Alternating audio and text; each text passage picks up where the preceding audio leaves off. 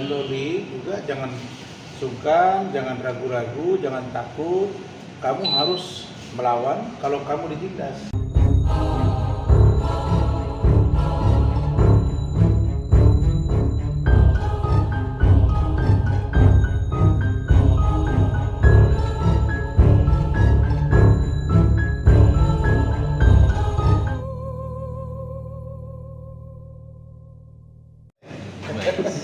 Apa yang mau dibantu?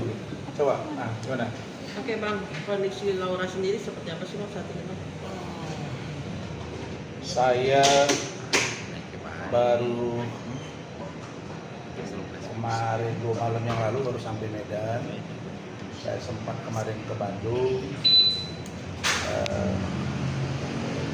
Saya belum update ya secara langsung tentang perkembangan Loli. Tapi yang pasti 2 hari yang lalu sebelum saya ke Medan, saya berkomunikasi dengan Ibu Indra. Ibu Indra itu adalah kepala ruangan ruang 5 ya, di gedung Anton Sujarwo, Rumah Sakit Polri Kramat Jati. Sekarang saya buka aja. Dan sebelumnya itu yang saya sempat komplain karena disepakati dia berada di ruang VIP Melati. Di ruangan Anton Sujarwo itu juga VIP. Hanya saja sistem pengamanannya menurut saya di situ kurang pas. Dan lagi pula kesepakatan saya dengan Kanit PPA Saudara Citra dengan Asisten Deputi Kementerian Pemberdayaan Perlindungan Anak Saudari Lani, begitu juga dengan KPI Saudara Ayu, itu sudah disepakati bahwa saya itu diberi ruang untuk melihat Loli secara berkala. Karena Loli dengan terang di depan mereka meminta saya sebagai perwakilan dia, bukan sebagai kuasa hukum. Dan Saudari Lani, kemudian dari KPI, Saudari Ayi, dan juga Citra selaku Kanit PPA Polres Jakarta Selatan, mereka mengatakan bahwa yang didengar Loli itu saat ini adalah Pak Rasman dengan Bu Adi. Dan itu berulang-ulang gitu. Nah, tapi ketika kemarin saya komunikasi dengan Ibu Indra, Bu Indra bilang, Pak, dia sudah dilakukan 2 kali tes psikologi. Jadi mungkin kami tangani di sini lebih kurang sekitar 2 minggu. Setelah 2 minggu nanti kita akan update.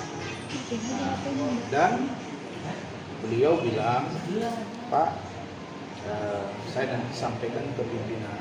Saya bilang, Ibu sampaikan saja ke pimpinan, ke kepala rumah sakit Polri. Kemudian sampaikan ke Kanit PPA. Kemudian sampaikan juga ke kementerian dan KPI bahwa ini adalah kesepakatan.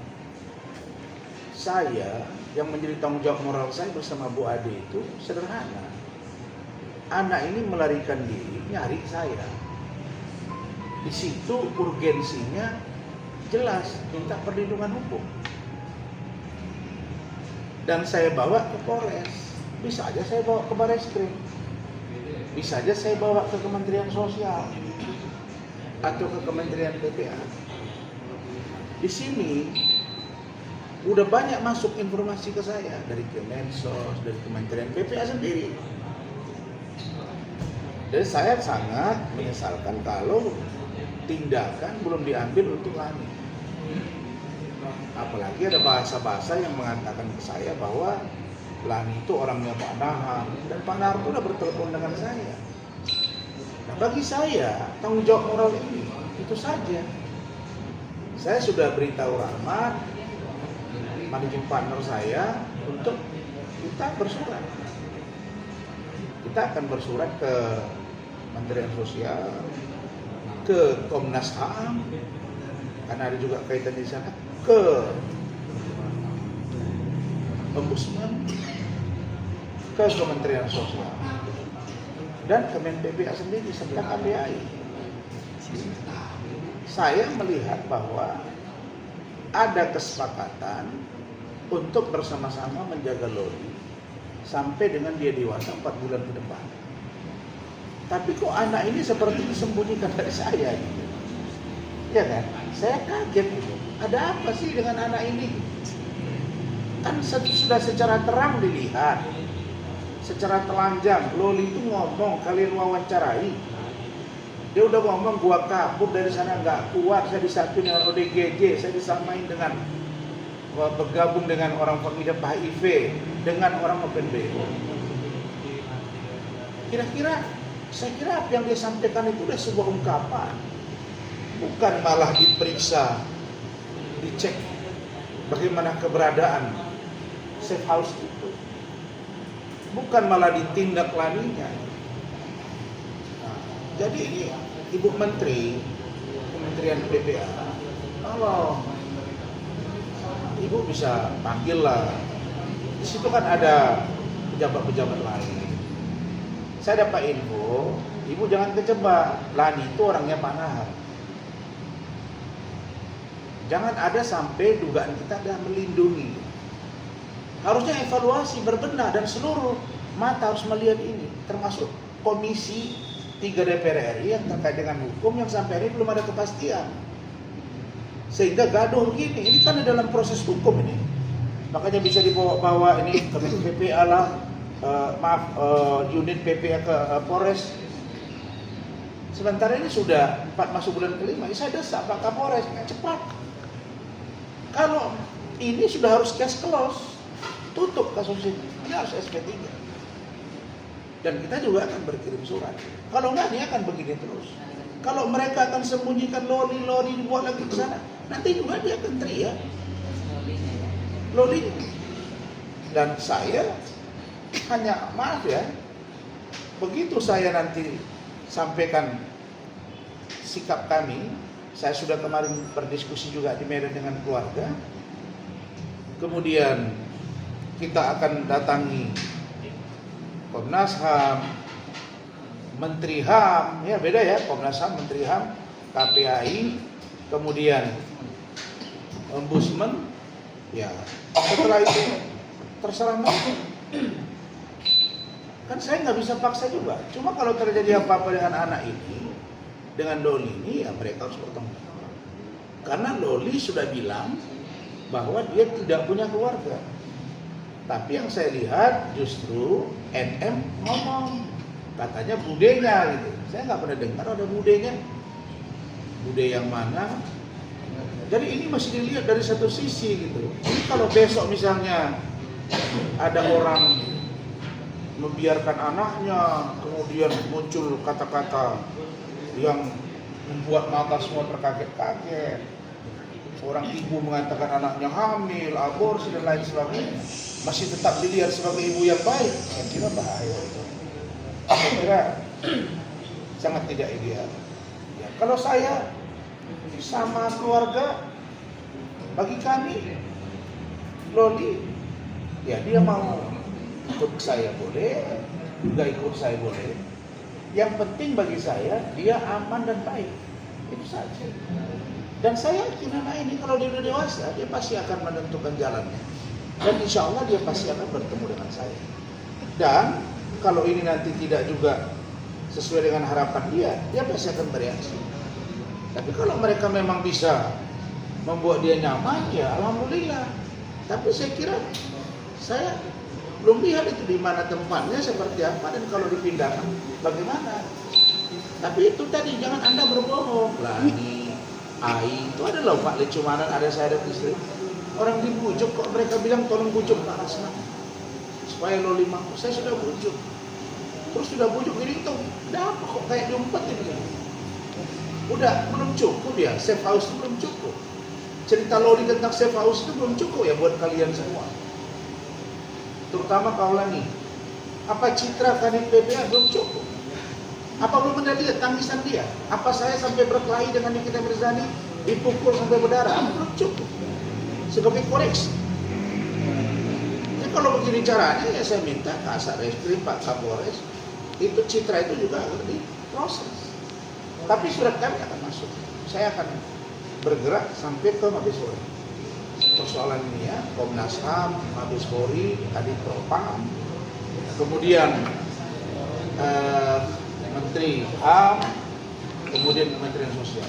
Bagi saya hanya sikap moral, support moral untuk Loli. Sedangkan terhadap klien kami Fadel, ya saya minta secepatnya ada SP3. Laporan saya harus segera jalan itu bos. Kalau enggak kami urusannya nanti terkait dengan penganiayaan itu begitu juga dengan undang-undang ITE ya. Hah?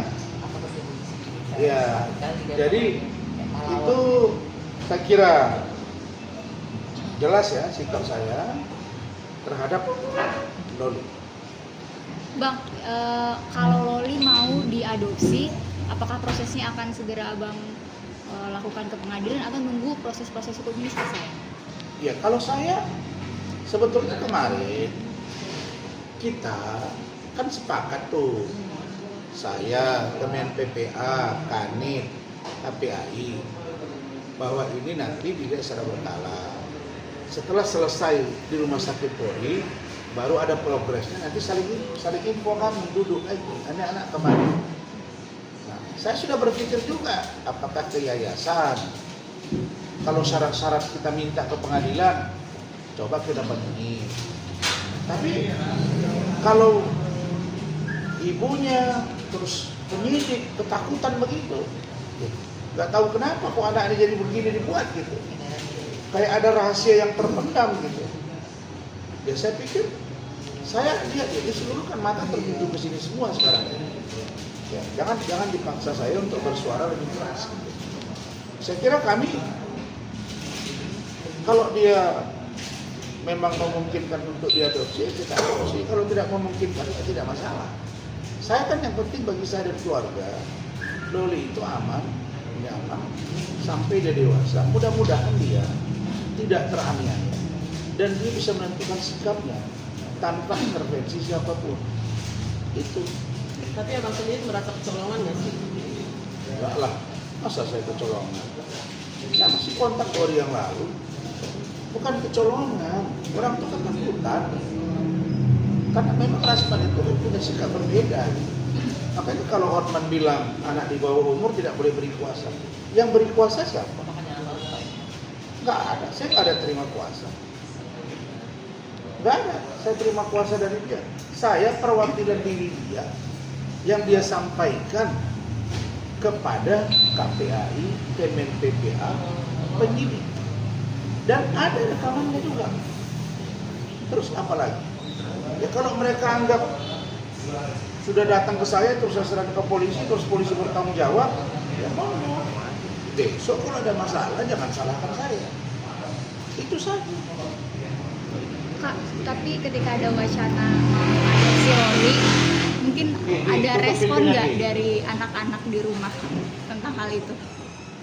Oh iya, responnya positif aja sih, karena kan sebelum malam itu kan anak saya ketemu dengan Loli, jadi mereka cepat dekat dengan Loli. Loli juga sangat andai jadi gimana ya, Loli jadi kakak, seorang kakak itu dia sangat bisa memerankan jadi dia cepat dekat dengan anak saya. Tapi kasus ini berpengaruh nggak sih Kak ke anak-anak juga mungkin ke mereka? Sih paling mereka cuma hanya bisa mendoakan Loli, cuma bisa mengingatkan kami hati-hati karena kan kita tahu ibunya problematik sangat gitu kan. Contohnya kemarin itu kan kita bantu anaknya, malah kita dilaporin gitu kan. Padahal anaknya harusnya berterima kasih dengan kita karena anaknya ini kan sebelumnya kan bergabung dengan orang ODGJ, dengan penyakit HIV. Karena begitu ketemu Bang Rasman, nah ditempatkannya sangat layak loh gitu loh. Ya, kalau saya katakan itu kalau kelas waktu udah sindrom gitu loh.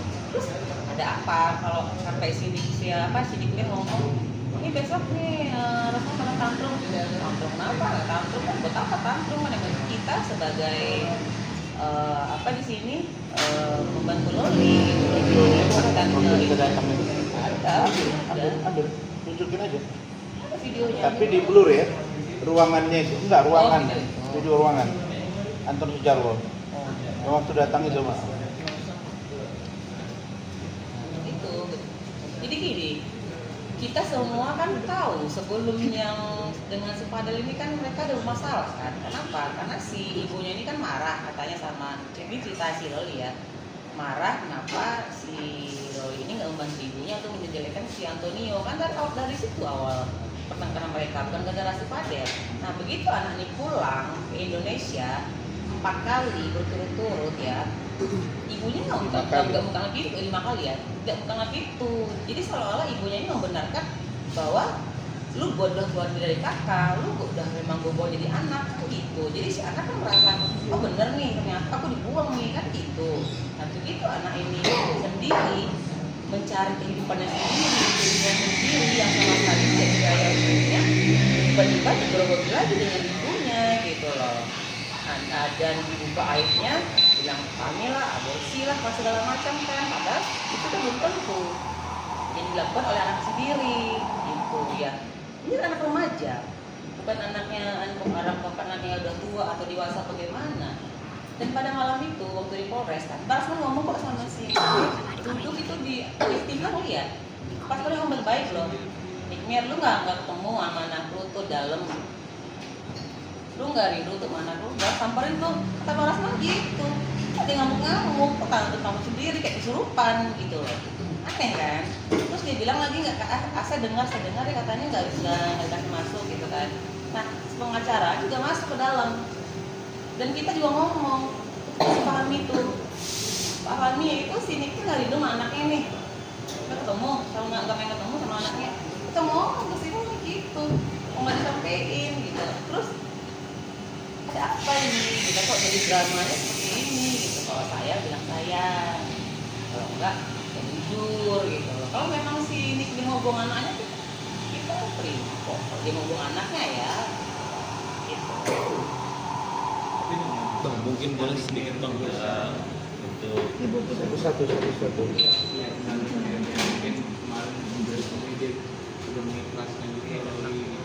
Kita tahu sendiri kan. Kan yang ngomong kan yang ngomong harusnya ya pada malam si Loli lah kabur itu. Padahal Bang Rasman juga udah bilang, nih, Niki, lu nggak rindu sama anaknya, kamu nggak rindu sama anak kamu nggak mau ketemu sama anak kamu. Rasman ngomong gitu, dia malah ngomong nggak jelas apa lo kata gitu, kan aneh kan? Saya rasa nih orang mesti diperiksa juga lah jiwaannya ya. Saya pikir ya, setelah melihat stabilnya cara berpikir seorang NN, saya kira kita semua mendorong untuk dia tes psikologis. Aneh. Karena bisa jadi ini orang bipolar tingkat tinggi. Dan